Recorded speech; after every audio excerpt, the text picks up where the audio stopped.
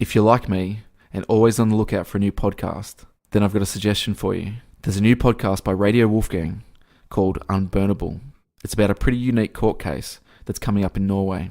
Two environmental groups, Greenpeace and Nature and Youth, have decided to fight climate change in a completely new way. They're taking the Norwegian government to court over their decision to open up the Arctic to oil drilling, arguing that any oil taken out from these new fields will be what's known as unburnable carbon. Research has indicated we have already discovered enough oil that if burnt will raise the planet's temperature to very dangerous levels.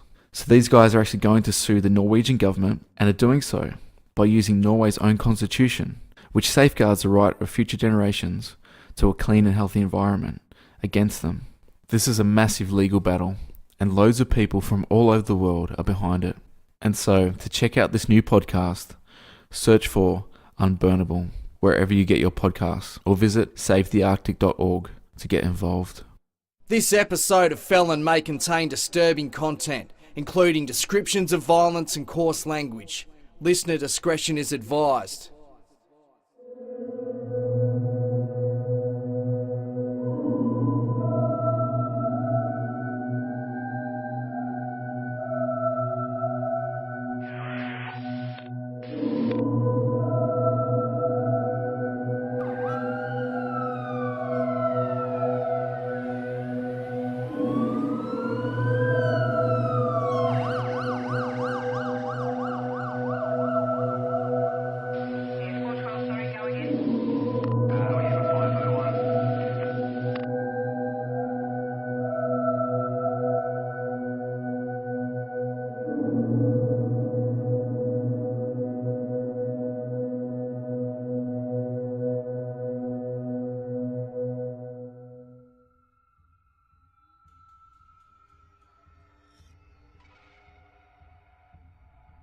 On this episode of Felon, we visit one of the darkest corners of Australian criminal history.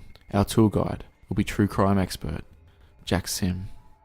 Jack Sim is an author, true crime tour guide, managing director of the infamous Boggo Road Jail in Queensland, and, in an era that predated podcasts, was the host of Australia's longest running true crime radio program, Crime at 9.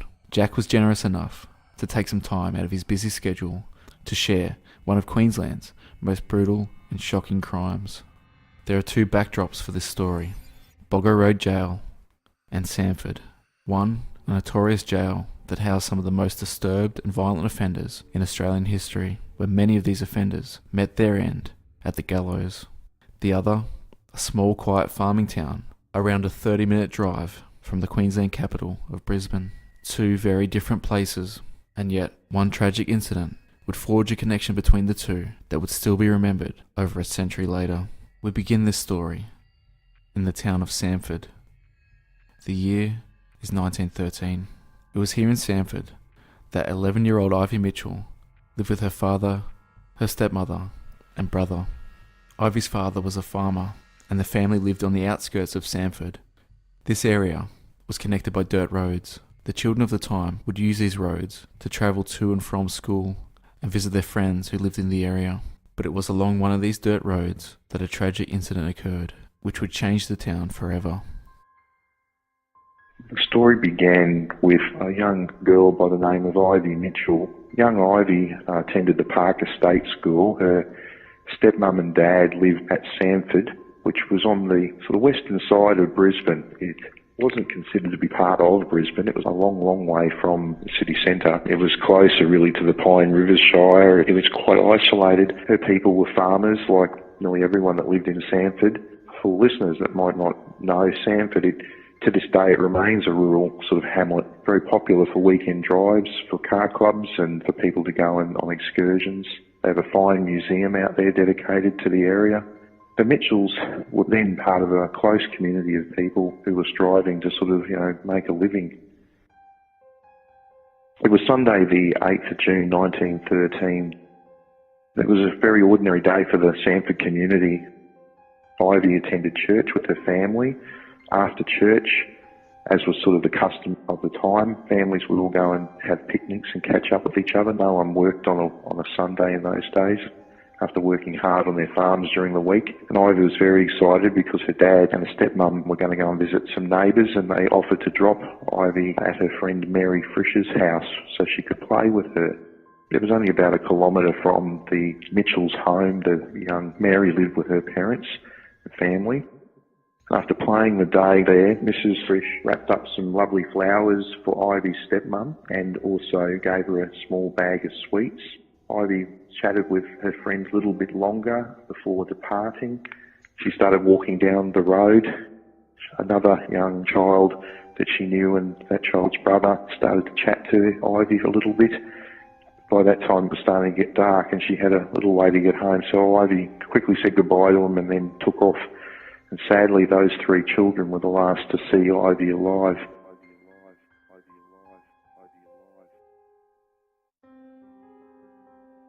It was not long after one's night had fell that the family of Ivy became rather concerned because being a little girl, she was out in the dark. I think their first thoughts were that she perhaps had had an accident or been distracted, but as it got darker and darker and night began to take hold, they became very concerned that she may have met with something. I wouldn't think that foul play first came into their mind. It would have been more that something's happened to her. She's been hurt or is lying on the side of the road. So the Mitchells approached their neighbours and various families contributed to the search for Ivy. By 6:30 p.m, Ivy's father, James Mitchell, set off in the direction where Ivy was last seen, with hurricane lamps lighting their way. They travelled to the home of the Smith family, where they are told that Ivy passed there more than an hour ago. They then retrace their steps, and in the light of their lanterns, they find 2 sets of footprints. These footprints would lead them to a horrific discovery. Her brother and her father found her. Her body was found lying beside a log in sort of fairly dense scrub, and they found her using hurricane lanterns, and the sight that greeted them was horrific. I'm always reluctant to sort of go into the details of horrific murders involving children. It's always, to me, always seems something that's sort of almost sacred to not go into, but Ivy had been very badly treated. Her throat had been slashed.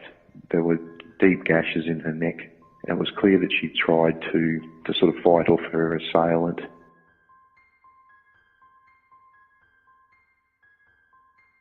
Things moved quite quickly thereafter. The community rallied behind the Mitchells.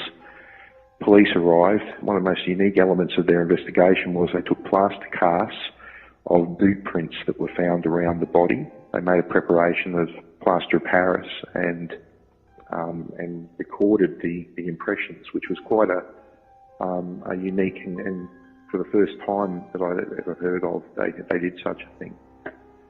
They realised that obviously whoever had left the prints around her body it must have been the perpetrator. So police found large footprints around the body. They also found some tracks from a horse. They followed the tracks to a water tank next to the state school that Ivy attended, and there, near the water tap of the tank, it left a perfect boot print. And so they took a cast of that boot print, and they knew that the pivotal to apprehending someone would be to match that boot to an individual. Authorities determined that the perpetrator used the tap at the water tank to wash the blood from his hands. A witness reported to authorities that they had seen Ivy walking hand in hand with a heavy-set man who was leading a saddled horse. This was estimated to be around 5:30 p.m. Another witness shared with police that he had seen a man that he recognised riding a horse at Cedar Creek, coming from the direction of the Parker Primary School, which was near where they found Ivy's body. This witness had a short conversation with the man before the man on the horse galloped off, explaining that he had to get home to milk the cows. The witness identified the man as Ernest Austin, a local farm labourer who had been employed by a number of families in the area and who was known by the Mitchell family. Authorities set about to locate Ernest Austin. Austin, by this time, was staying at the Fogg family farm. It was there that the police confronted him, At first he denied he had anything to do with it. Police asked him about his boots, which were missing. He claimed that he lost them. He initially told the police he didn't know the Mitchells, but he was taken and shown the body. Once again said he didn't know her, but in time he began to sort of admit elements of his involvement. The police found the soles of his boots, which he'd ripped off and thrown, discarded, and they were a perfect match to the print that they'd taken, so there was no doubt that he was the perpetrator.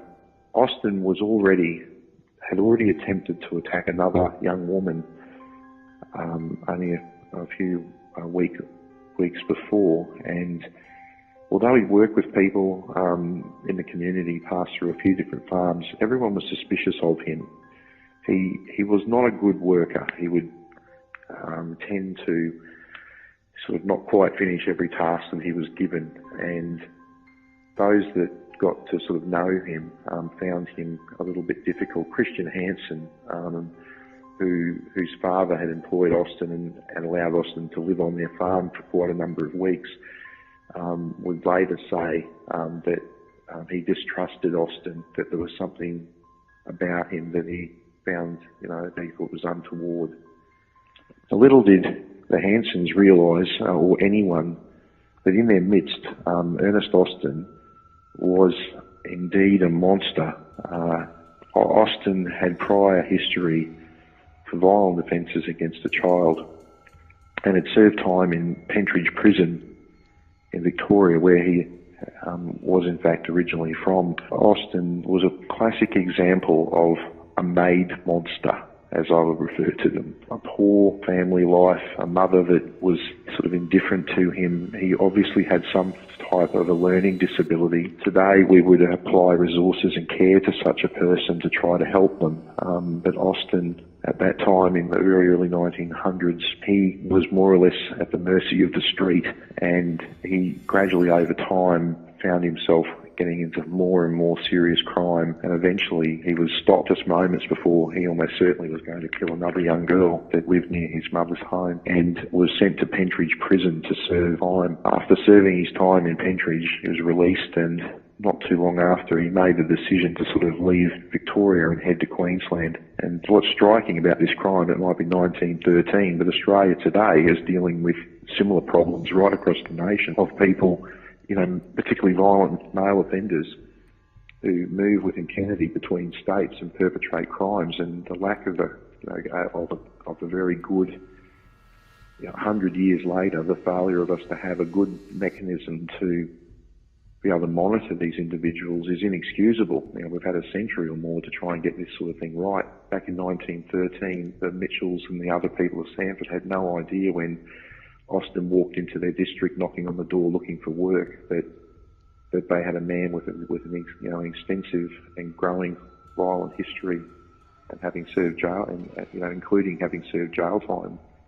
Austin was ultimately to be put on trial in the Supreme Court. It didn't take long for the jury to pass judgment to give their verdict that he was guilty. The judge passed a death sentence upon him, and it wasn't too long before Austin was facing his end. It was on the 22nd of September 1913 that Austin stepped onto the gallows at Boggo Road Jail. He was to become the 42nd person hanged by the neck at Boggo Road Jail. It was the case that he was in time, as Queensland abandoned the death penalty, and eventually in 1922 the death penalty was repealed. History sort of declared that he was the last man hanged. No one else ended up following him. And so in time, his crime, his execution has taken on this sort of legendary status. This legendary status that Jack mentions is where the tragedy of Samford becomes entwined with the story of Boggo Road Jail. The very first cell block of Boggo Road Jail opened on the 2nd of July, 1883. From the time of its construction right through to its closure in 1992, Boggo Road Jail housed some of Queensland's most vile and dangerous criminals, of which many were hanged on the gallows within its walls. And yet, after all these years after its closure, countless witnesses have sworn that some former occupants still walk the corridors. And if you believe the stories, it seems that Ernest Austin still has a lingering presence. The story of the ghost of Ernest Austin was passed down by inmates within the jail, decade after decade. As part of his research for his book, Ghosts of Boggo Road Jail, Jack Sim interviewed a number of ex-inmates and ex-prison guards that spent time in the jail and had eerie experiences while they were there. I've interviewed over 60 ex-officers and inmates on our list of people that form the basis of a lot of our content on tours and in the books, and some of those people included officers who worked at the jail back as far as the mid-1930s. And the ghost story of Ernest Austin was in circulation in 1935. He was executed in 1913, but Bill Carney, who I counted as a close friend, who was a prison officer, when he started work in 1935 at Boggo Road Jail, the story of a ghost of the last man hanged, Ernest Austin, was already entrenched. So we're talking, 22 years later, 2 decades after the execution, there was already a ghost story circulating about him. I think that ghost story was almost certainly fanned by, in part, by both officers and inmates. It's interesting, the ghost story of Ernest Austin told by prisoners in the 1980s was not transmitted, it didn't exist in the digital age. They didn't Google it, they didn't read a book. How they learned about it was it would have been a fellow inmate, a long-term prisoner, who would have shared that story in some way. It would probably would have required a context, like a night where there was thunder and lightning or something, or an afternoon like that, and the next morning when they all gathered in a yard, someone would say, "Did you see the ghost of Ernie last night?" And they'd apply that creepy story to some new prisoner to try and scare him, That's sort of how I imagine. I know from one prisoner, that's how he learned it. He was literally an older inmate told him the tale and sort of scoffed at whether it was true or not, but that's sort of how it was transmitted. But in terms of a specific encounter, I'll be truthful, I've rarely found prisoners who actually saw the ghost of Austin. There's several versions of what it does and such. It was said that if you looked out through your peephole at night when the cell block was locked up and there's no officer in the block, the lights are turned out, on a rainy night with lightning in the sky, Austin would come back. He would walk along the corridor outside your cell, and if he heard you make a noise, he would come to your door and then come through the door and strangle you. There was that version. And a couple of prisoners had told me over the years that they looked out their peephole and they'd seen Ernest Austin, out walking past on the other side of, across from them, or little anecdotes like that of prisoners that claimed they'd had that close encounter, with the ghost. Jack Sim currently leads ghost tours at the jail, and the question he gets asked on a regular basis is, has he ever seen the ghost of Ernest Austin? A common question I get asked, have I ever seen him? And I can tell you that there are times there at night during tours, and also sometimes when you're locking up and such, I am certain there is something there, like a dark and sort of evil theme. It's the only way to describe it. You don't really see them as such. It's only once, I swear, I think I saw him at the top of a staircase as I was locking up a cell block. I saw like a shadow move at the very top of the cell block as I was locking it up inside the block, and I knew there was no member of the public there. The body of Ernest Austin lies buried in the section of a cemetery known as the Devil's Plot. It is a section of unconsecrated land where the most despicable of criminals are buried. Regardless of whether Ernest Austin does still reside in the jail at Boggo Road, his cruel actions that led to the brutal death of 11-year-old Ivy Mitchell haunted the lives of her family and community far more than any ghost story ever could.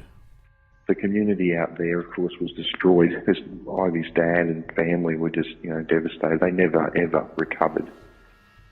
They ultimately packed up and left Samford and to never return. In this day and age, 2017, we look at crimes with a completely different perspective on the community. In fact, horrifically, we all become a little bit more numbed these days to awful crime that happens so frequently. In 1913, crimes committed against children of this nature were almost unheard of in Queensland, and in Samford, it was you could not pick a more unlikely location for something like this, and I couldn't even imagine what it would be like for Ivy's dad and brother to find her like this, and then to have to go back and report what they'd found. Thanks for listening. A big thank you to Jack Sim for making this episode possible. If you're ever in Brisbane, be sure to stop by Boggo Road Jail to say hi. If people want to come and experience it for themselves, Rod, they just can Google Boggo Road Jail Ghost Tours or Boggo Road Jail with a G, GAOL.com. And if they want to buy my books, they can get them from my website, jacksim.com.au. Oh, look, if anyone listening to your podcast walks into the jail and buys a ticket, if they say Felon, I'll give them a discount, give them a 10% discount on a tour. Good deal. Awesome. I might fly out myself. Thanks, mate. I better get flying. Yeah, and thanks heaps for that. All right. Yeah, good to talk to you. We'll do some more. Yeah, Bye. have a good one.